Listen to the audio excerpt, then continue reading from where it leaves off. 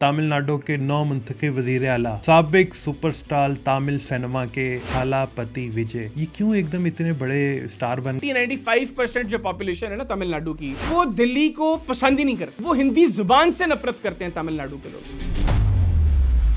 बुनियादी तौर पर मोदी की घटिया पॉलिसीज की वजह से और 11 साल से जो उसने अपनी आवाम को बेवकूफ बनाया, उल्लू बनाया, पागल बनाया, लोग अब उस बबल को फाड़ चुके हैं। तमिलनाडु स्टेट का चीफ मिनिस्टर उठ के उस प्रभाकरण को ट्रिब्यूट पेश कर रहे हैं, जो प्रभाकरण ऑन पेपर 1171 और एक्चुअली 3000 से ज्यादा भारतीय फौजियों को जहन्नुम वासिल करने का जिम्मेदार है। उसको ट्रिब्यूट पेश करने का मतलब है कि आपकी स्टेट ने भारतीय फौज के खिलाफ अलम बगावत बुलंद कर दी है। वो वक्त दूर नहीं है जब बीजेपी के लोगों को गिरेबानों से पकड़ के इनके घरों से निकाल कर चौकों पर नंगा लटका कर ये लोग मारेंगे। कॉकरोच पार्टी को एक आउटस्टैंडिंग रिस्पांस मिल रहा है नौजवानों की तरफ से इंडिया में। लोग जो डरे हुए थे ना, वो डर खत्म हो गया उनका, क्योंकि उनको नजर आ गया कि ये मरवा देगा हमें। अगर ये जंग में जाकर पाकिस्तान को शिकस्त नहीं दे सकता और अरबों डॉलर भी खा गया हमें बाथरूम इसने नहीं दिए, हमें 2 वक्त की रोटी इसने नहीं दी, हमें तालीम इसने नहीं दी, हमें रोजगार इसने नहीं दिया, और इसके लगाए हुए टट्टू जो हैं वो हमें कॉकरोच से तशबीह देते हैं। जब वो कॉकरोच बाहर आए हैं तो इनको लग समझ गई है।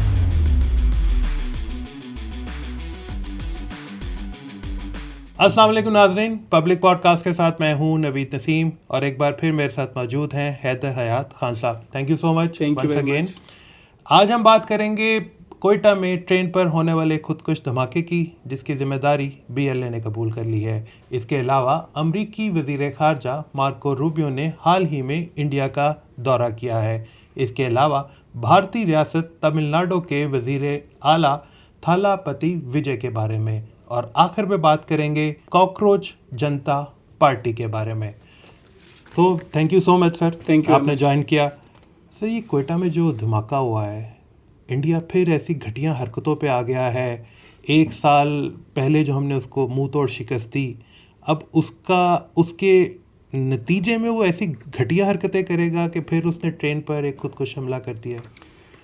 बिस्मिल्लाहिर्रहमानिर्रहीम। बहुत शुक्रिया नवीद भी। 2-3 चीज़ें हैं। एक तो हमें इस चीज़ को ज़हन में रखना है कि भारत का जो डिफेंस बजट है ना, जिसको हम अक्सर डिस्कस करते हैं कि भारत 84, 85, 86 अरब डॉलर्स जो है वो अपने दिफा पर खर्च कर रहा है।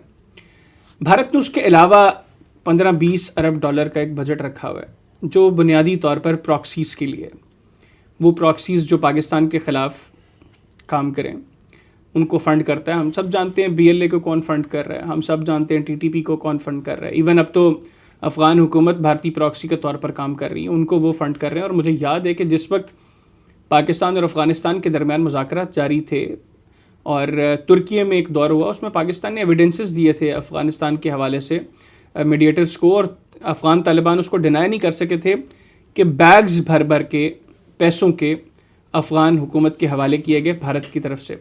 अब उसकी कोई रीज़न और दिखाई नहीं दे रही थी, सिवाय इसके कि एक मरतबा फिर जो अशरफ गनी के दौर में जो कुछ होता था, अफ़गान सरजमीन पाकिस्तान के ख़िलाफ़ इस्तेमाल होती थी और मल्टीपल कैंप्स की 40+ कैंप्स थे, अगर मैं गलत नहीं हूँ शायद 100+ कैंप्स थे जो अफ़गानिस्तान में बैठकर जहाँ पर ट्रेनिंग होती थी उन दहशतगर्दों की। और ये सारा जो सिलसिला था ये पाकिस्तान और अफ़गानिस्तान के बॉर्डर से कोई बहुत ज़्यादा फासले पर नहीं था।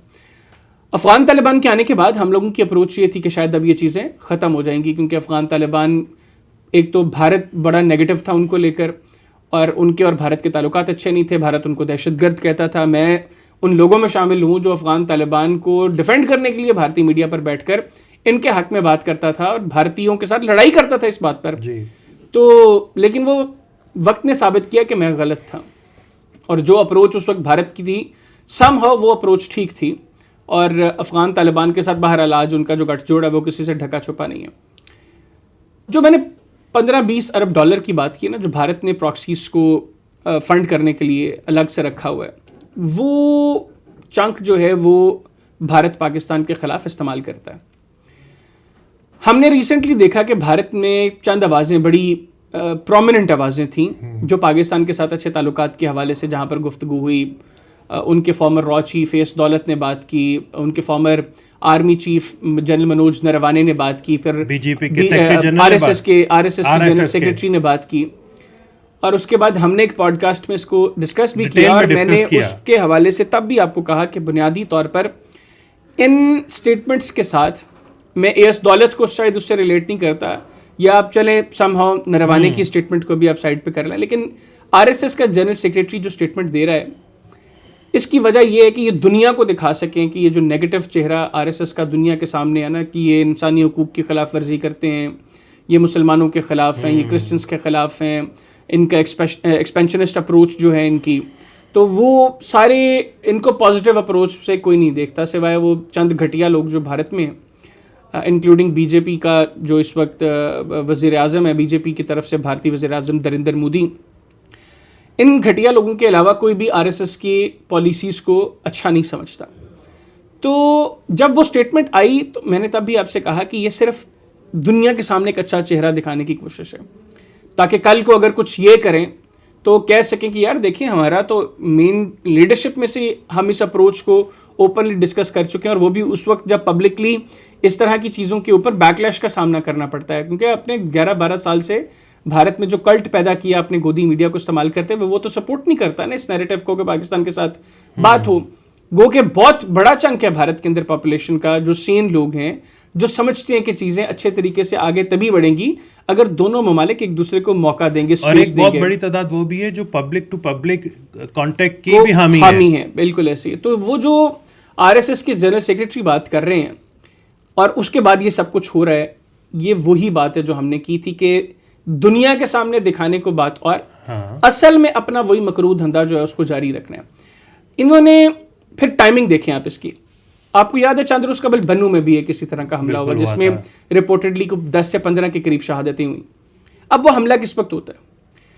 वो हमला उस वक्त होता है जिस वक्त तब ईरान और अमेरिका के दरमियान जो मामला थे वो काफ़ी इस नहज पर पहुंच गए कि अब चीज़ें कंक्लूजन की तरफ बढ़ रही हैं, एक पॉजिटिव अग्रीमेंट हो रहा है। सेकेंडली वो हमला उस वक्त होता है जब पाकिस्तान भारत के खिलाफ गुज़श्ता साल की अपनी फतह का जश्न मना रहा है। पहली सालगिरह हमने जहां हमने जो है वो सालगिरह मनाई मार्का हक की, और उन्होंने बरसी मनाई ऑपरेशन सिंदूर की।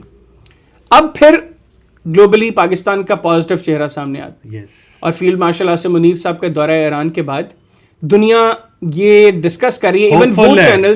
इवन वो चैनल्स जो भारत की फादरलैंड को सपोर्ट करते हैं, वो भी पाकिस्तान के किरदार को जो है वो पॉजिटिवली उसको रिपोर्ट कर रहे हैं कि पाकिस्तान ने किस बेहतरीन अंदाज से जो काम किया है उसका फ़ायदा पूरी दुनिया को होने जा रहा है। और एक उम्मीद जाहिर की जा रही है कि अब ये जो सिलसिला है जंग का ये ख़त्म हो जाएगा। ऐसे वक्त में दोबारा ये सब कुछ, और ये सारा प्लानिंग के साथ होता है। पहले जाफर एक्सप्रेस को इन्होंने अटैक किया, और उसके बाद पाकिस्तान की फोर्सेस ने जिस कामयाब तरीके से ऑपरेशन किया वो सब ने देखा। अब इन्होंने उस शटल ट्रेन को अटैक किया जो बुनियादी तौर पर लिंक होती थी जाफर एक्सप्रेस के साथ। ये शटल ट्रेन उन मुसाफिरों को लेकर जा रही थी जिन्होंने आगे ये बोगियां अटैच होनी थी जाफर एक्सप्रेस के साथ। तो प्लानिंग के साथ थी हर चीज़। खुदकुश जो है वो ये हमला था, गाड़ी टकराई, बारूद से भरी हुई गाड़ी थी। और जो मैंने कुछ कोयटा में भी दोस्तों से बात की तो उन्होंने बताया कि बहुत ही जो है वो ख़तरनाक किस्म का धमाका था, और उसकी नोयत बहुत बड़ी थी। बड़ी क्वांटिटी में धमाका खेज मवाद जो है वो उस गाड़ी में मौजूद था, और पास खड़ी इमारतें उसमें तबाह हुई। इमारतों में लोग जो मौजूद थे उनकी भी शहादतें हुई, बच्चे, मासूम बच्चे इसमें शहीद हुए। तो मकसद यही है कि भारत इस तरह के अनासर को इस्तेमाल करते हुए पाकिस्तान के ख़िलाफ़ दहशतगर्दी का सिलसिला जारी रखे हुए, कहने को चीज़ें और हैं, अंदर खाते वही सब कुछ चल रहा है। जो ऑपरेशन सिंदूर 2 वो कहते हैं ना कि, या ऑपरेशन सिंदूर जारी है, वो यही जारी है कि वो इस तरीके से पाकिस्तान के अंदर दहशतगर्दी कर रहे हैं। और उनके इस ऑपरेशन के ख़िलाफ़ हमारा ऑपरेशन जो है वो गज़ब लिल हक़ भी जारी है, और हमारी आर्म्ड फोर्सेस जो हैं वो भी इस वक्त ग्राउंड में मौजूद हैं और हर मुमकिन कोशिश कर रही हैं कि इस तरह के अटैक्स से हमारे लोगों को बचाया जा सके, और बचा भी रहे हैं, अल्लाह का शुक्र है। अल्हम्दुलिल्लाह। देखें ये तो वो वाक़यात हैं ना जो हो गए हैं, इसके बैकएंड पे बहुत सी ऐसी चीज़ें हैं जिनसे रोका गया है, उनको नहीं करने दिया गया, उनको शिकस्त दी है, उनको जो है वो एलिमिनेट किया है। और हमारे ऐसे ऑपरेशंस जो है हमने रिसेंटली देखा, मुख्तलिफ इलाकों में जो ऑपरेशंस जारी हैं उनमें मल्टीपल दहशतगर्द जो हैं, खारिज जो हैं, फितनल हिंदुस्तान के जो दहशतगर्द हैं, उनको हमारी आर्म्ड फोर्सेस एलिमिनेट कर रही हैं। तो मैं समझता हूं कि हमारे यहां पे शायद वो बहस नहीं होती। मैं कम से कम इस चीज का हामी हूं कि हमें इसी तरह जवाब भारत को देना चाहिए, हमें इसी तरह की शटअप कॉल भारत को देनी चाहिए। हम लोग करते नहीं हैं। अब भारत में 100 से ज्यादा अलहदगी की तहरीकें चल रही हैं और उनमें अब प्रोमिनेंट अलहदगी की तहरीकों के ऊपर ही अगर आप थोड़ा सा काम करें ना, तो ये 7 सिस्टर स्टेट्स को कोई वक्त ना लगे भारत से अलग होने में। खालिस्तान की जो तहरीक है, खालिस पंजाब में इस वक्त इस कदर नफरत है। और फिर अभी आपने इंट्रो के अंदर तमिलनाडु का भी जिक्र किया, मैं आगे चलकर उसके हवाले से भी बात करूंगा। अगर हम सिर्फ बड़ी अलहदगी की तहरीकों को ही सपोर्ट करना शुरू करते हैं ना, जो कुछ भारत पाकिस्तान में कर रहे हैं, तो इनको लग समझ जाए हम सिर्फ पॉजिटिवली आगे बढ़ने की कोशिश कर रहे हैं। बहरहाल मैं तो अब इस चीज के ऊपर कायल हूं कि हमें भारत को इस तरीके से शटअप कॉल देनी चाहिए। हम दे नहीं रहे, ये हम गलत कर रहे हैं। ठीक, लेकिन आप एक चीज़ देखें ना कि 1 साल पहले हमारी फोर्सेस ने उनको बिल्कुल चारों शाने चित किया, लेकिन वो अब ऐसी बुज़दिलाना कार्रवाइयों के ज़रिए पाकिस्तान में लोगों को मारा। जैसे पहले पिंडी के करीब भी एक मस्जिद के अंदर धमाका किया गया, फिर आपने जाफ़र एक्सप्रेस का किया। तो क्या, मुझे तो ये लगता है कि इंडिया की आवाम भी ये समझ रही है कि वहाँ उनकी जो फोर्सेस हैं, उनकी जो हुकूमत हैं, वो पाकिस्तान के ख़िलाफ़ तो कुछ नहीं कर सकती, लेकिन वो इस तरह के बुज़दिलाना हमलों के ज़रिए अपनी वो हुकूमत अपने आप को जस्टिफाई करने की कोशिश कर रही है। देखिए, आपको मैं अप्रोच का फ़र्क बताता हूँ। जिस वक्त नई दिल्ली में रेड फोर्ट के बाहर ब्लास्ट होता है, जो कि वो भी फॉल्स फ्लैग था, इंडियन हुकूमत ने खुद करवाया। हमारे यहाँ पर लोगों ने उसके ऊपर खुशी का इजहार नहीं किया, बिल्कुल भी नहीं किया। ठीक है, हमारे यहाँ लोगों ने उसको कंडेम किया और लोगों ने कहा कि इस तरह के वाक़यात नहीं होने चाहिए। पाकिस्तान में कोई ऐसी कार्रवाई होती है और बुनियादी तौर पर उसके पीछे भी भारत होता है, उसके ऊपर भारत में जो एक कल्ट है घटिया बेगैरत लोगों का, वो जश्न मनाता है, वो खुश होता है। आप उनका सोशल मीडिया देख लें, वो इसको एंजॉय करते हैं, वो सेलिब्रेट करते हैं इसको कि पाकिस्तान में भारतीय प्रॉक्सीज ने ये हरकत की है, ये दहशतगर्दी की कार्रवाई की है। और बलूचिस्तान के अंदर बिलखुसूस उन्होंने क्या कुछ नहीं किया।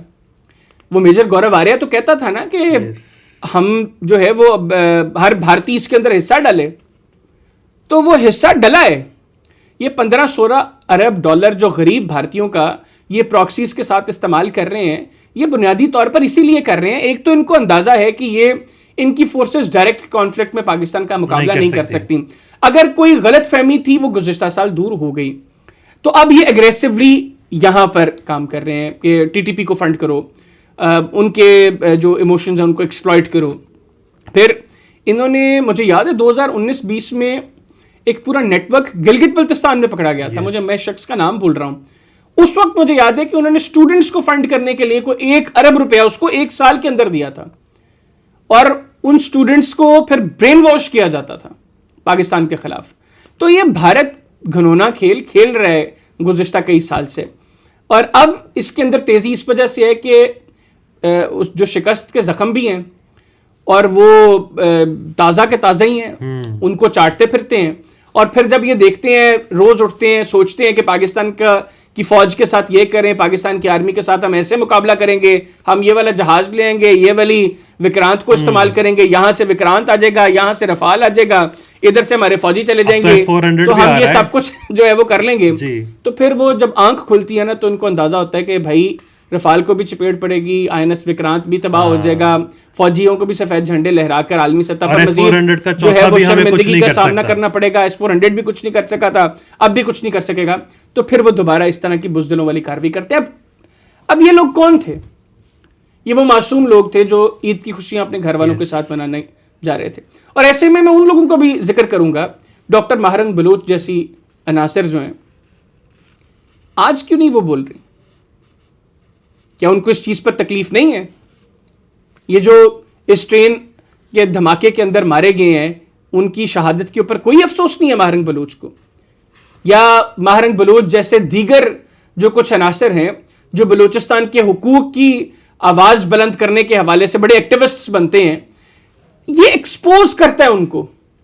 ये उनकी जो दोगली पॉलिसियां हैं ना, कि अगर हमारी रियासत इन दहशतगर्दों के खिलाफ कोई कार्रवाई करे तो तुम लोग भौंकने लग जाओ, और जब वो दहशतगर्द हमारे मासूम निहत्थे लोगों को टारगेट करें तो तुम्हारी जुबानों को ताला लग जाए, क्योंकि दहशतगर्द भी उन्हीं बैरूनी अनासर को सर्व कर रहे हैं जिनको ये घटिया लोग कर रहे हैं। ये खातून कार्ड खेल जाती है ना कि मैं खातून हूं, ये वो घटिया लोग हैं नवीद भाई। और ये सिर्फ मारन बलोच नहीं, कुछ और भी हैं, कुछ सियासतदान भी हैं बहरहाल, जो अपने सियासी फायदे के लिए वो बात करते हैं जो पता है कि रियासत के लिए ये चीज ठीक नहीं है, और जब अब किसी पोजीशन पे होते हैं तो फिर खुले दिल के साथ लूटते हैं बलोचिस्तान के लोगों के हुकूक को। और जिस वक्त बलोचिस्तान के लोगों ने इनका गिरेबान को हाथ डाला ना, इनको लग समझ जाएगी। क्या बलोचिस्तान के लोगों को नजर नहीं आ रहा कि मारन बलोच आज खामोश है? उनको वो सियासतदान में अभी नाम नहीं ले रहा, इंटेंशनली नाम नहीं ले रहा कि शायद थोड़ी सी अकल आ जाए। लेकिन मैंने जो स्टेट का एटीट्यूड अब देख लिया, रियासत का एटीट्यूड देख लिया, लीडरशिप का, नवीद भाई मैं आपको बता रहा हूं, आने वाले चंद रोज में आपको खबरें मिलेंगी। इन लोगों को वो हशर करेंगे, वो हशर किया जाएगा, इनका वो सलूक किया जाएगा कि इनको लग समझ जाएगी कि ये कर क्या रहे हैं। इनको बहुत मार्जिन देके चीज ठीक करने की कोशिश की गई है। अफगानिस्तान को कितनी स्पेस दी हमने, हर एतबार से हमने उनको स्पेस दी, हमने उनको सबक सिखाया, फिर वक्त दिया कि शायद सुधर जाओ, शायद बाज आ जाओ। और हमारा तकाजा क्या है तुमसे कि यार वो दहशतगर्द हमारे हवाले करो जो पाकिस्तान के खिलाफ अफगान सरजमीन को इस्तेमाल कर रहे हैं, वो दहशतगर्द हमारे हवाले करो जो वहां पर बैठकर पाकिस्तान की रियासत को कमजोर करने की कोशिश कर रहे हैं। ठीक है, हमारे हवाले नहीं करना, ना करो, कम से कम खुद गिरफ्तार करके उनके खिलाफ कोई कार्रवाई करो। लेकिन बाज नहीं आ रहे ना, वो उनके खिलाफ कार्रवाई नहीं कर रहे, उनको हमारे हवाले नहीं कर रहे, उनकी उल्टा सरपरस्ती कर रहे हैं, उनको फैसिलिटेट कर रहे हैं। और अब तो भारत के जरिए वो एक ब्रिज भी बन गए ना उन दहशतगर्दों और भारत के दरमियान। बतौर स्टेट ये जो तबका इस वक्त अफगानिस्तान में बरसर इक्तदार है, ये ब्रिज भी बन गया भारत के उन घटिया लोगों के और इन बेगैरतों के दरमियान। और इसराइल ने भी इन दोनों को, इसराइल के साथ भी अब उनके टर्म्स जो है वो किसी से ढके छुपे नहीं है। तो अब आने वाले दिनों में आप देखेंगे कि फैसला कुन कार्रवाइयां रियासत इनिशिएट करने जा रही है। एग्रेसिवली हिट किया जाएगा इनको, इधर भी और उधर भी, और अगर जरूरत महसूस हुई तो कहीं और भी। चलें आगे चलते हैं। हाल ही में अमेरिकी वजीर खारजा मार्को रूबियो ने इंडिया का दौरा किया है। आप कैसे देखते हैं उनको? जो रिसीव करने उनके जो वजीर खारजा थे इंडिया के वो भी नहीं गए, तो क्या करने गए थे मार्को रूबियो इंडिया? देखें, एक तो क्वाड के हवाले से चीज़ें चल रही काफ़ी जो है वो पीछे हो चुकी थी, और कहीं ना कहीं अमेरिका शायद ये महसूस कर रहा था कि इंडिया ब्रिक्स को प्रेफर कर रहा है। लेकिन शायद यहाँ पर अमेरिकन अप्रोच थोड़ी गलत है। इंडिया को कभी भी ब्रिक्स और क्वाड में से किसी का इंतखाब करना पड़ा तो इंडिया क्वाड की तरफ जाएगा। गो कि भारत में कुछ सेन लोग जो हैं, प्रवीण सानी साहब जैसे, वो ये समझते हैं कि अगर भारत को कभी ब्रिक्स और क्वाड में से किसी एक का इंतखाब करना पड़े तो उसको ब्रिक्स की तरफ जाना चाहिए। लेकिन जो खित्ते के हिसाब से बेहतर ऑप्शन है।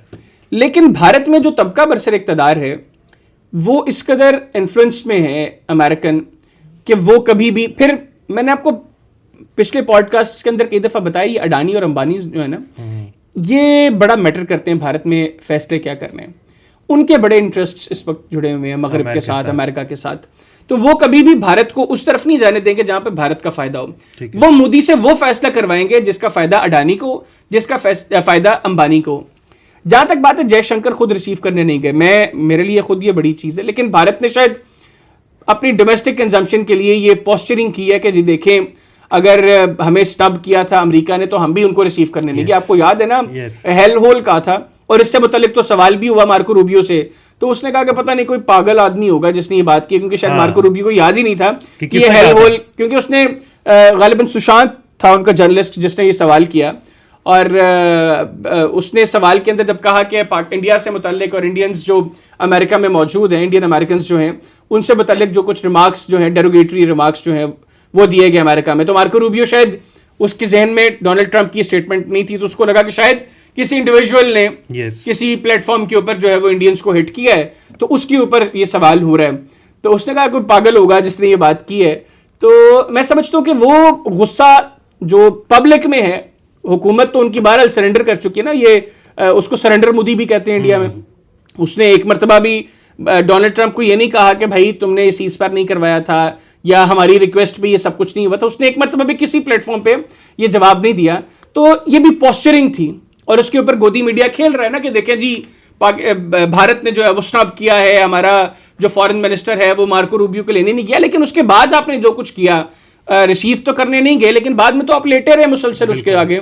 हर तरह से जो अमेरिका कह रहा है आपको वो कर रहे हैं। ट्रेड डील आपकी अमेरिका की मर्जी से हो रही है। आपने रूस से तेल खरीदना या नहीं खरीदना इसका फैसला अमेरिका कर रहा है। आपने ईरान से तेल लेना या नहीं लेना इसका फैसला अमेरिका कर रहा है।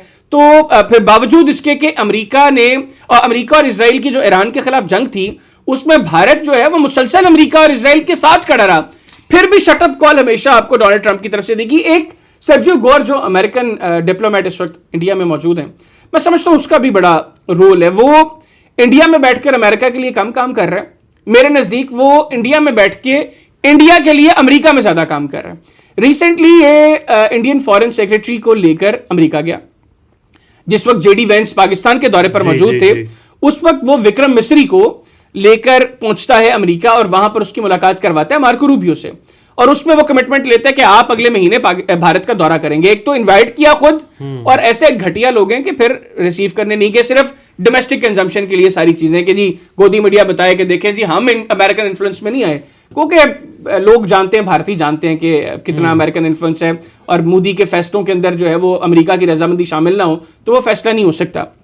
तो मैं समझता हूं कि मार्को रूबियो भी उस चंक का हिस्सा है जो अमेरिका में प्रो इजराइल लॉबी जिसको सपोर्ट करती है, और मार्को रूबियो के इस दौरे के पीछे भी समहाउ आई बिलीव कि उस इजरायली लॉबी ने भी काम किया। बिल्कुल। अच्छा, एक और चीज़ बताएं, आपको नहीं लगता कि ट्रंप एडमिनिस्ट्रेशन ने मार्को रूबियो को ईरान वाले पूरे सिनेरियो से दूर रखा हुआ है, हालांकि वो वजीर खारजा हैं? अच्छा, जो हमारे पास मालूमात हैं कि जिस वक्त अमेरिका ये फैसला कर रहा था कि इजराइल के साथ मिलकर ईरान पर हमला किया जाए, तो डोनाल्ड ट्रंप के जो करीबी लोग हैं, जिनमें मार्को रूबियो, पीट हेग्सेथ और जेडी वेंस, एक उनका सेक्रेटरी ऑफ वॉर है, एक फॉरेन सेक्रेटरी है, एक जो है वो वाइस प्रेसिडेंट है, तो उनमें सिवाय पीट हेग्सेथ के किसी ने सपोर्ट नहीं किया था इस फैसले को।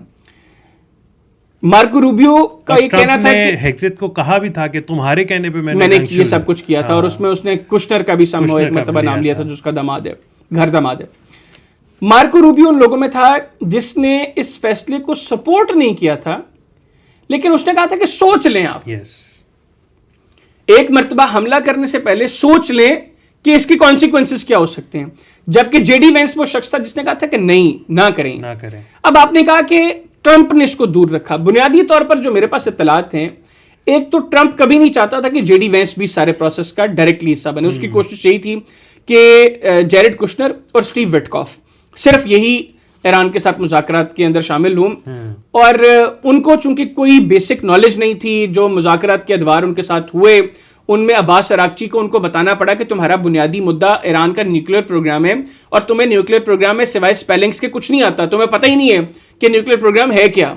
तो अब्बास अरागची साहब ने उनको स्टूडेंट्स की तरह बिठाकर एज ए टीचर समझाया कि this is the nuclear program of Iran, अब तुम्हारी अंडरस्टैंडिंग बेहतर हो जानी चाहिए। सेकेंडली, उनको अंदाजा था कि ये दोनों इजरायली लॉबी को रिप्रेजेंट करते हैं, और उनके साथ मुज़ाकरात का उस तरह फायदा नहीं हुआ, चीजें तो बहुत करीब चली गई, लेकिन ऑल ऑफ अ सडन हमला हो गया।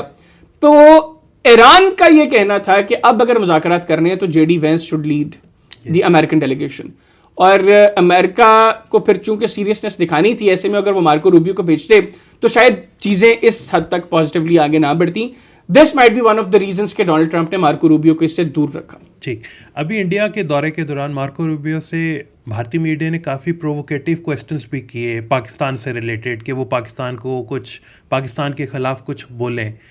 भारतीय हुकूमत की तो समझ आती है वो पाकिस्तान के खिलाफ है, लेकिन ये गोदी मीडिया को क्या हो गया? आपको गोदी मीडिया नहीं लगता? लेकिन फिर भी कुछ होना चाहिए ना, फिर भी कुछ एथिक्स होते हैं, कुछ एटिकेट्स होते हैं मीडिया के। अगर एथिक्स होते तो उनको कोई गोदी मीडिया कहता?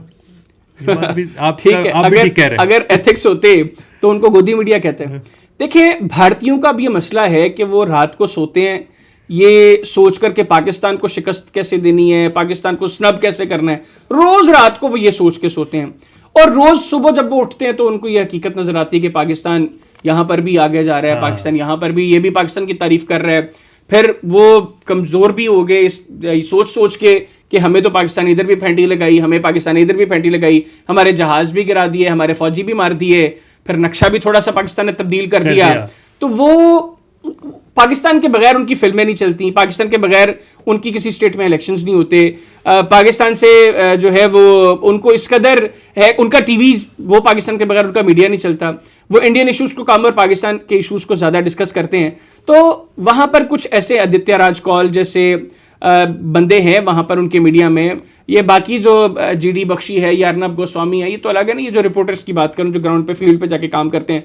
शिव अरूर भी समहाउ कभी किसी दौर में सच रिपोर्ट करता था, इवन जब पाकिस्तान और भारत के दरमियान जंग हो रही थी ग्राउंड पे तो सच रिपोर्ट करता रहा, बाद में जब घर गया या वापस स्टूडियो पहुंचा तो उनको बताया कि भाई तुमने गलत कहा, ये जहाज नहीं थे गिरवाने। बरखा दत्त भी अच्छी रिपोर्टिंग करती है, बरखा दत्त ने तो अपना बेड़ा गर्क कर लिया उसने, सिर्फ व्यूज मोजो को चलाने के लिए ना, उसने अपना जो एक उसका, मैं बरखा दत्त से मैं ये एक्सपेक्ट कभी नहीं करता कि बरखा दत्त इंडिया में बैठ के पाकिस्तान की साइड ले, लेकिन सच रिपोर्ट करना चाहिए। तो बरखा दत्त ने ये हरकत जो है करके, जो गुज़िश्ता साल उसने जो कुछ किया ना, उसने अपने सारे करियर के ऊपर पानी फेर दिया। बहरहाल ये जो सवालात हैं, आपने देखा एक सवाल नहीं हुआ, कई सवाल होते। हर सहाफ़ी की कोशिश थी कि अपने सवाल के अंदर कोई ना कोई एक चीज़ पाकिस्तान से मुतल्लिक पूछे, और कुछ चैनल्स को जो इंटरव्यूज़ भी दिए मार्को रूबियो ने, उसमें भी हर एंकर ने कोशिश की कि सवाल इस तरीके से घुमा घुमा के सवाल करें कि कोई एक चीज वो पाकिस्तान के खिलाफ कह दे, और उसको फिर वो कहेंगे ये देखें जी, पाकिस्तान के हवाले से अमेरिकन फॉरेन सेक्रेटरी इंडिया में बैठकर ये बात करके चला गया, तो ये कितना पाकिस्तान के लिए शर्मिंदगी की बात है। लेकिन अब होता क्या है कि वो इंडिया में जाकर कहता है कि पाकिस्तान की सालिसी में ईरान और अमेरिका के दरमियान जो मुआहदा है वो चीजें बहुत करीब चली गई, और मैं फील्ड मार्शल से राब्ते में हूं, ठीक है, वो इंडिया में बैठकर और इंडिया जाने से पहले ये सब कुछ करता है। तो इंडियन मीडिया गोदी मीडिया, घटिया मीडिया है, वो पीछे उसके वही शैतान है जो भारत के को चला रहे हैं। मैं तो कहता हूँ 5 शैतान है इस वक्त जो भारत में चला रहे हैं, एक नरेंद्र मोदी, एक अमित शाह, एक राजनाथ सिंह, जयशंकर किसी दौर में ठीक हुआ करता था लेकिन अब जयशंकर और अजित डोभाल, ये 5 शैतान जो है ना, ये भारत में चीजों को चला रहे हैं। और जब शैतान फैसला करे कि हमने क्या करना है, यहां पर शैतान चीजों को ऑर्गेनाइज कर रहा हो, तो वो शैतानी हरकतें करेगा, इसी तरह छेड़छाड़ करने की कोशिश करेगा। लेकिन मार्को रूबियो ने भी हर जगह उनको स्नब किया। अगर टेररिज्म के हवाले से सवाल किया तो उसने कहा कि दुनिया में कहीं भी होगा तो अमेरिका उसके खिलाफ होगा। तो उन्होंने वो जो कोशिश थी ना कि पाकिस्तान स्पेसिफिक स्टेटमेंट दी ना, जेनेरिक, क्योंकि मार्को रूबियो को भी पता है ना कि इस वक्त एक तो पाकिस्तान का मिलिट्री मसल अमेरिका ने भी तो देख लिया ना। अगर उन्होंने देखा है कि ईरान जैसे मुल्क ने 2 जो न्यूक्लियर पावर्स को घुटनों पर खड़ा कर दिया है, तो पाकिस्तान की कैपेबिलिटीज का तो सबको अंदाजा है ना, जिन्होंने इंडिया को कॉल करके कहा था कि हुनराम नाल बैठो, ਤੁਹਾਡੇ ਨਾਲ बहुत हो गई जे। मार्को रूबियो और जेडी वैंस संजी दोनों ने कॉलिंग की थी। अच्छा चलें अब इनको, लेकिन इससे पहले जेडी वैंस जिस वक्त भारत के दौरे पर थे, और उनसे जब सवाल हुआ था तो उन्होंने कहा था कि ठीक है ये दोनों आपस में देख लेंगे मामला।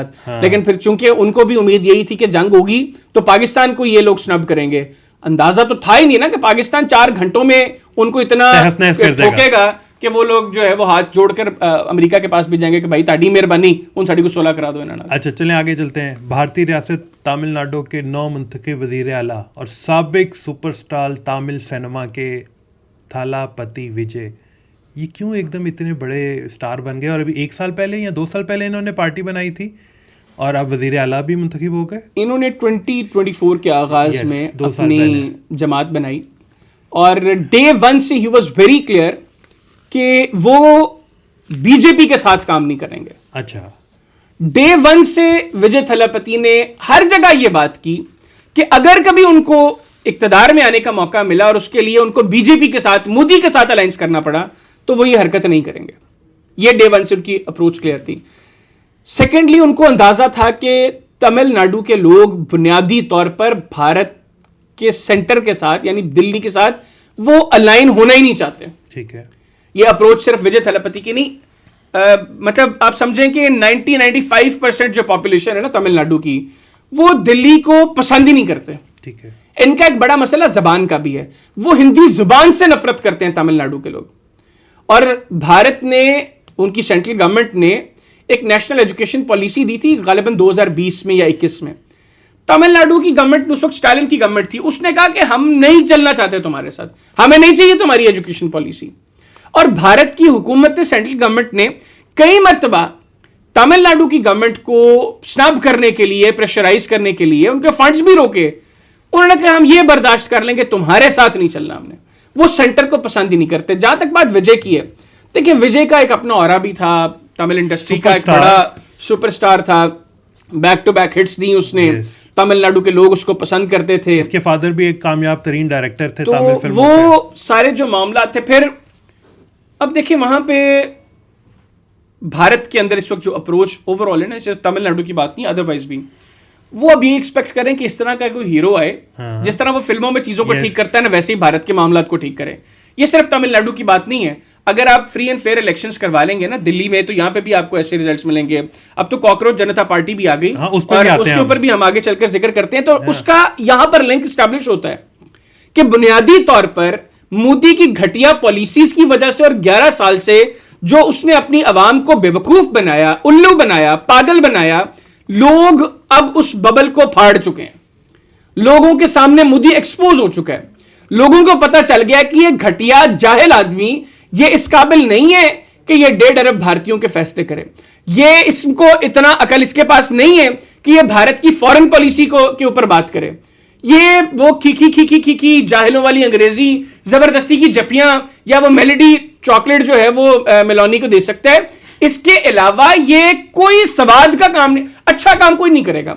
उन्होंने देख लिया कि रूस से सस्ता तेल लेके ग्लोबली तो चीख दिया ना तुमने, और तुमने डोमेस्टिकली भी बात की, जी देखें हम भारतीयों के लिए सस्ता तेल लेके आ रहे हैं। तुमने तो भारतीयों के लिए तेल सस्ता किया नहीं। उस तेल सस्ते का फायदा तो अडानी की रिफाइनरी क्यों हुआ? तो भारतीयों के सामने ही एक्सपोज हुआ। जो तमिल में विजय की कामयाबी है उसके पीछे भी रीजन ये कि लोग थक गए इस घटिया अप्रोच से, लोग थक गए इस घटिया नैरेटिव से, इस फजूल की पॉलिटिक्स के स्टाइल से जो मोदी लेकर चलता है। गो कि अभी भी एक चंक है जाहिलों का, घटिया लोगों का, शैतानों का, बेगैरतों का जो इसको सपोर्ट करता है, लेकिन जो सेन लोग हैं वो उनके लिए वो खौफ भी खत्म हो चुका है और अब वो तब्दीली चाहते हैं। विजय ने देखे रिसेंटली एक हरकत की, विजय ने प्रभाकरन को ट्रिब्यूट दिया। अब प्रभाकरन जो है ये श्रीलंकन फौज ने जिस वक्त तमिल्स के खिलाफ जो है वो ऑपरेशन किया, मैसेकर हुआ, इनफैक्ट तमिल्स को मारा गया, तो LTTE नामी एक तंजीम खड़ी होती है, लिबरेशन टाइगर्स ऑफ तमिल, जो बुनियादी तौर पर श्रीलंकन फौज के खिलाफ वहां पर उन्होंने काम शुरू किया। और श्रीलंकन फौज को जब मुश्किलात का सामना करना पड़ा, इंडिया उसमें शामिल हुआ, क्योंकि इंडिया को खौफ था कि ये तमिल्स जो श्रीलंका में हैं और जो ये इधर तमिलनाडु की आवाम है, ये कहीं इकट्ठी होके तमिल अलग ना हो जाए, क्योंकि तमिल्स जो हैं इंडिया में भी तमिलनाडु के लोग वो भारत के साथ, मैंने आपको पहले बताया कि वो नहीं रहना चाहते, आइडियोलॉजिकली तमिल्स के साथ से वो चाहते हैं कि हम एक सेपरेट तमिलनाडु जो है वो मैं वो एग्जैक्टली नाम भूल रहा हूँ इनके, वो बड़े वो कागज हम देवेंद्र इस तरह करके कुछ चलते हैं, वो एग्जैक्टली मैं नाम कुछ तमिल देवेंद्र तमिल शायद इस तरह करके कोई नाम इन्होंने वो भी सोचा हुआ था कि हमारा जो अलग मुल्क होगा जिसमें तमिलनाडु और श्रीलंकन तमिल शामिल होंगे उसका ये नाम होगा। तो भारतीय फौज 1987 में श्रीलंका जाती है LTT के खिलाफ ऑपरेशन के लिए। शुरू में पीस कीपिंग के नाम पर गए, फिर इन्होंने बाकायदा तमाम फोर्सेस को एंगेज किया। भारतीय आर्मी, भारतीय एयरफोर्स, भारतीय नेवी ने ऑपरेशन पवन के नाम से यह ऑपरेशन किया LTT के खिलाफ, और उसके अंदर इतना फेंटा LTT ने लगाया भारत को, इतना फेंटा लगाया कि ग्राउंड में इनकी 1200-1300 फौजी मारा गया, जो ये कहती हैं 1171 कहते हैं, लेकिन कुछ रिपोर्ट से कहती हैं कि 3000 से ज्यादा भारतीय फौजियों को जहन्नुम वासिल किया LTT ने। फिर इनकी फिजाइया वहां पर नाकाम हो गई, इनकी एयरफोर्स, इनकी नेवी वहां पर नाकाम हुई। अल्टीमेटली 1990 में सरेंडर करके, हार मान के भारतीय फौज LTT के खिलाफ उस ऑपरेशन से बाहर निकल आई। अब प्रभाकरन जो है ये उस LTT को हेड करता था, उसका चीफ था, जिसको इसने ट्रिब्यूट दिया विजय ने। और जब कभी उनके ब्लैक टाइगर्स, जो उनका सबसे LTT का जो सबसे कोर ग्रुप था ना, उनको ब्लैक टाइगर्स कहते थे। जब ब्लैक टाइगर्स भारतीय फौज के खिलाफ किसी ऑपरेशन में या सुसाइड किसी मिशन पर जाते थे, तो उससे पहले प्रभाकरन के साथ उनका एक डिनर होता था, और ये वो अपने लिए एहसास की बात समझते थे कि हम प्रभाकरन के साथ बैठकर डिनर कर रहे हैं। कौन प्रभाकरन? जो ऑन पेपर 1171 भारतीय फौजियों को मारने का जिम्मेदार है, लेकिन एक्चुअली 3000 से ज्यादा फौजी भारत के उसने जहन्नुम हासिल किए। अब विजय अगर उसको ट्रिब्यूट दे रहा है तो अब आप अंदाजा लगाएं कि इट मींस के विजय ने अलम बगावत बुलंद कर लिया है भारतीय फौज के खिलाफ, भारतीय रियासत के खिलाफ, क्योंकि वो तमिलनाडु का चीफ मिनिस्टर है, वो कोई अब आम आदमी नहीं है। आपकी तमिलनाडु स्टेट का चीफ मिनिस्टर उठ के उस प्रभाकरण को ट्रिब्यूट पेश कर रहे हैं जो प्रभाकरण ऑन पेपर 1171 और एक्चुअली 3000 से ज्यादा भारतीय फौजियों को जहन्नुम वासिल करने का जिम्मेदार है। उसको ट्रिब्यूट पेश करने का मतलब है कि आपकी स्टेट के चीफ मिनिस्टर ने नई दिल्ली के खिलाफ, भारतीय फौज के खिलाफ अलम बगावत बुलंद कर दी है।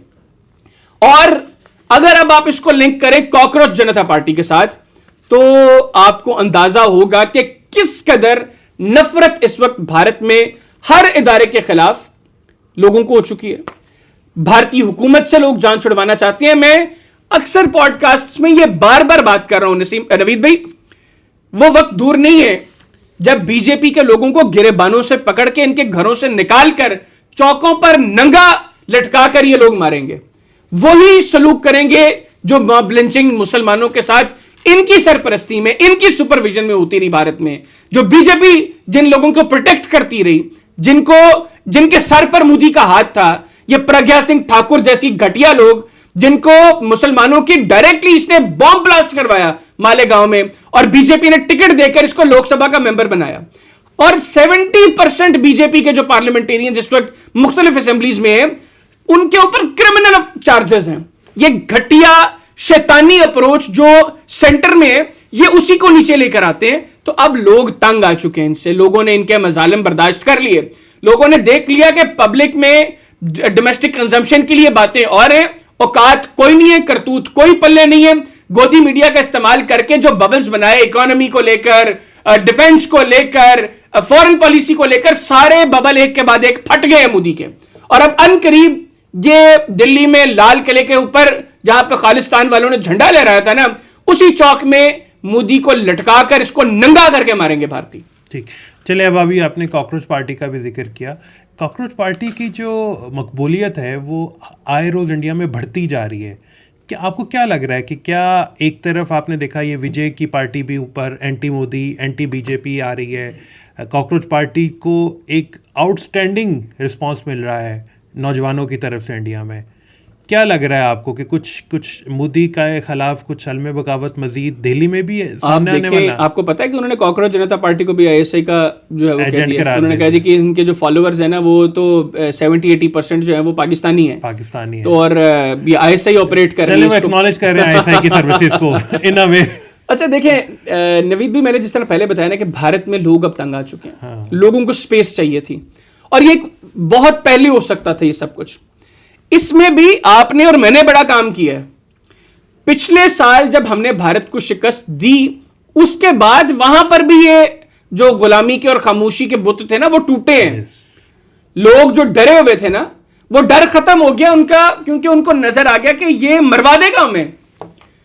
अगर ये जंग में जाकर पाकिस्तान को शिकस्त नहीं दे सकता और अरबों डॉलर भी खा गया हमें बाथरूम इसने नहीं दिए, हमें 2 वक्त की रोटी इसने नहीं दी, हमें तालीम इसने नहीं दी, हमें रोजगार इसने नहीं दिया, और इसके लगाए हुए टट्टू जो हैं वो हमें कॉकरोच से तशबीह देते हैं। जो सूर्यकांत है भारतीय सुप्रीम कोर्ट का चीफ जस्टिस, वो इसी का जो है वो तलवे चाटता है मोदी के।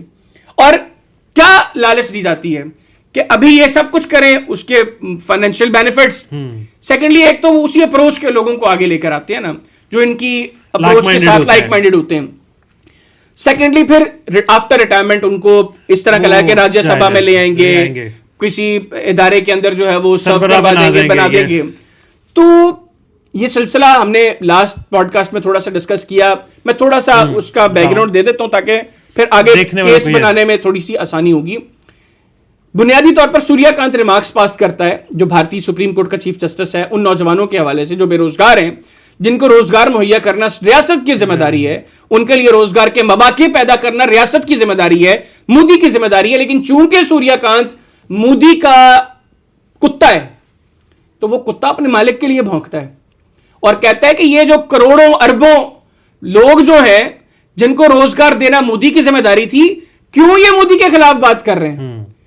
तुम्हारा काम यह बनता है बेगैरत आदमी कि तुम रियासत को पाबंद करो, तुम रियासत को कहो कि इनके लिए रोजगार के मौके पैदा करना तुम्हारी जिम्मेदारी है।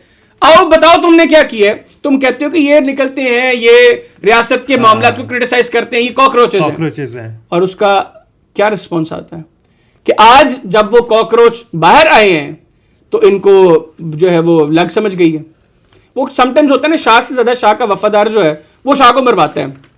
ये सूर्यकांत जो है ये मोदी का वफादार बनने के चक्कर में ना, कि मैं उसको दिखा दूं कि मैं, मेरे से बड़ा तो तुम्हारा सगा कोई नहीं है, इसने टांगे काट दी हैं मोदी की।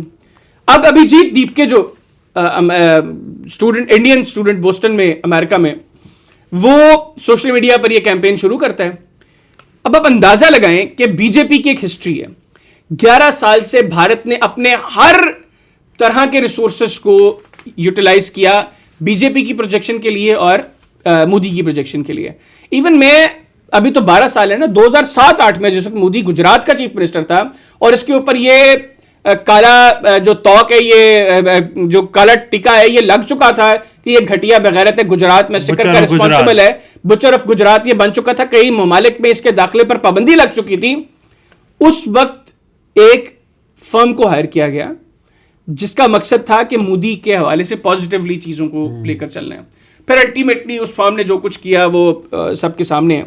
बहरहाल कॉकरोच जनता पार्टी ने 7 दिनों में उनकी सारी सालों की मेहनत को खत्म कर दिया। अब 7, 8, 9 रोज हो गए हैं उनको सोशल मीडिया पर इस कैंपेन का आगाज किए। उनकी आपने वेबसाइट्स बंद करवा दी, आपने उनके एक्स अकाउंट्स बंद करवा दिए। उनकी जो नई वेबसाइट है उसके भी रजिस्टर्ड मेंबर्स की जो तादाद है, रजिस्टर्ड कॉकरोचेस की, जी रजिस्टर्ड कॉकरोचेस की, वो 3.5 लाख है। और ये जो पुरानी थी उसमें 1 मिलियन प्लस हो चुके हुए थे। ठीक है, तो अब आप फिर इनका आप इंस्टाग्राम देखें, जो उन्होंने कहा जी कि ISI ऑपरेट कर रहे हैं इनको, उन्होंने अपने इंस्टाग्राम के एनालिटिक्स शेयर कर दिए। अब इस वक्त 22 मिलियन से, जिस वक्त हम ये पॉडकास्ट रिकॉर्ड कर रहे हैं, 22 मिलियन से ज्यादा फॉलोइंग उनकी हो चुकी है इंस्टाग्राम पर। 8-9 रोज के अंदर बीजेपी की 8.8 मिलियन थी जिस वक्त ये, और इनके मोस्टली मेंबर्स जो हैं वो 19 से 25 साल के दरमियान, और 90% प्लस इस वक्त इंडिया में मौजूद हैं। 90% प्लस फॉलोअर्स कॉकरोच जनता पार्टी के इंडिया में है। और ये घटिया लोग बैठकर बातें कर रहे हैं जी कि ISI है जी इसके पीछे, ये ISPR काम कर रहा है, पाकिस्तानी अकाउंट्स हैं, ये जो फॉलोअर्स है सारे ये पाकिस्तानी हैं, मतलब वो जिन्होंने कॉकरोच तस्लीम कर रहे हैं अपने। हाँ जी, और भारतीय देखें, उन्होंने अपने एनालिटिक्स शेयर करके चपेड़ मारी है मोदी के मुंह पर, चपेड़ मारी है बीजेपी के उस नैरेटिव को जो इनको भी पाकिस्तान के साथ और ISI के साथ रिलेट कर रहा है। भारत में अब पॉलिटिकल पार्टीज कोशिश करें इनके साथ एंगेज करें। इवन ये अभिजीत दीपके को भी बीजेपी के लोगों ने धमकियां दी कि हमें पता है तुम्हारी फैमिली कहां पर है, हमें पता है तुम्हारे पास अमेरिकन नंबर तुम कौन सा यूज करते हो, और हमें पता है कि जो है ये सारा कुछ किस तरीके से चल रहा है, तो बीजेपी में शामिल हो जाओ वरना तुम्हारी फैमिली के साथ हम ऐसी की तैसी कर देंगे, मार देंगे तुम लोगों को। ये धमकियां दी जा रही हैं कि बीजेपी में आ जाओ। उधर शशि थरूर जैसा बंदा वो अप्रिशिएट कर रहा है इनको, इवन शिवसेना अप्रिशिएट कर रही है। शिवसेना भी चाहती है कि इस तरह के लोगों को, उनको नजर आ गया ना कि ये बगावत शुरू हो गई है भारत में, और डिजिटल मीडिया से जिसका आगाज हुआ है, मैंने मल्टीपल वीडियोस देखी हैं, उसके बाद लोग भारत की सड़कों पर कॉकरोच की तस्वीर लगा रहे हैं, कॉकरोच का वो प्ले कार्ड लेकर खड़े हो गए हैं। उन्होंने कहा कि हम कॉकरोच हैं। ये 1 अरब 40 करोड़ भारतीयों में जो घटिया जायल मोदी के भक्त हैं, उनको निकाल के उन्होंने कहा हम सब कॉकरोच हैं, क्योंकि हमें तुमने 12-14 साल में ना तालीम दी, ना सेहत दी, ना हमारे दिफा तुम कर सके, तुमने हमारी फॉरेन पॉलिसी का बेड़ा गर्क कर दिया, हमारी मुआशी पॉलिसियों का बेड़ा गर्क कर दिया तुमने, और हम तब तुम्हारे खिलाफ की बात करते हैं तो तुम्हारे लगाए हुए कुत्ते हमें कॉकरोच से तस्वीर देते हैं। तो हाँ, हम कॉकरोच हैं, करो अब हमारे साथ क्या करते हो। वहां पर बाकायदा लोगों को घरों में जाकर अब टारगेट कर रही है बीजेपी। और मैं आपको बताऊं, ये जो कर रहे हैं इसका उतना ही रिएक्शन आएगा। ये कॉकरोच जनता पार्टी विजय थलपति का तमिलनाडु में ये सब कुछ करना, फिर वेस्ट बंगाल में इन्होंने इलेक्शंस मैनेज करके अपना वो शुवेंदु अधिकारी बना तो दिया चीफ मिनिस्टर, लेकिन आज तक वहां पे कई शहरों में दंगे फसाद चल रहे हैं, लोग नहीं तस्लीम कर रहे हैं रिजल्ट्स को, वो नहीं चलना चाहते भारत के साथ। मैं फिर रिपीट करूंगा नवीद भाई, वो वक्त अब दूर नहीं है जब भारत के चौकों चौराहों में आपको वीडियोस नजर आएंगी कि बीजेपी का फलाना लोकसभा का मेंबर उसको नंगा लटका कर मार रहे हैं। दिल्ली के लाल किले में इनके जो सेंटर में बैठे हुए लोग हैं, ये 5 शैतान जो हैं, ये 5 शैतानों को उल्टा लटका के भारतीय मारेंगे। ये कॉकरोच जनता पार्टी और तमिलनाडु में जो कुछ विजय कर रहे हैं, आप देखेंगे ये आग ऐसी फैलेगी भारत में जिसके अंदर ये बाकियों को लड़ाने की कोशिश कर रहे थे ना, फिर कभी पाकिस्तान में फिरका के हवाले से, कभी ये सुबैयत परस्ती की को जो है वो हवा देने की कोशिश करते थे। वो गौरव वारिया जैसा घटिया कुत्ता, वो जो बैठकर पाकिस्तान को तोड़ने की बात करता था, वहां पर बैठकर इनको छुपने की जगह नहीं मिलेगी। इतने टुकड़े होंगे कि ये नाम नहीं ले सकेंगे कि भारत से कितने मुल्क जो है वो आगे निकल आए हैं। ये सब कुछ इंशाल्लाह भारत में आगे होने जा रहा है। और जिम्मेदार कौन है? आपने, मैंने कुछ नहीं किया, ये मुझे गिला है, वो खुद है। हमें करना चाहिए था। जिम्मेदार है इनकी अपनी गलत पॉलिसियां। 11-12 साल का बबल फट गया। कितनी देर आप झूठ के साए में रहते हैं, कितनी देर आप लोगों को बेवकूफ बनाते। अब जो सेम भारतीय हैं वो खड़े हो गए। बहुत बहुत शुक्रिया हैदर, आपने पब्लिक पॉडकास्ट के लिए टाइम दिया। उम्मीद है आपको गुफ्तगू पसंद आई होगी। इजाजत दीजिए, अल्लाह हाफिज।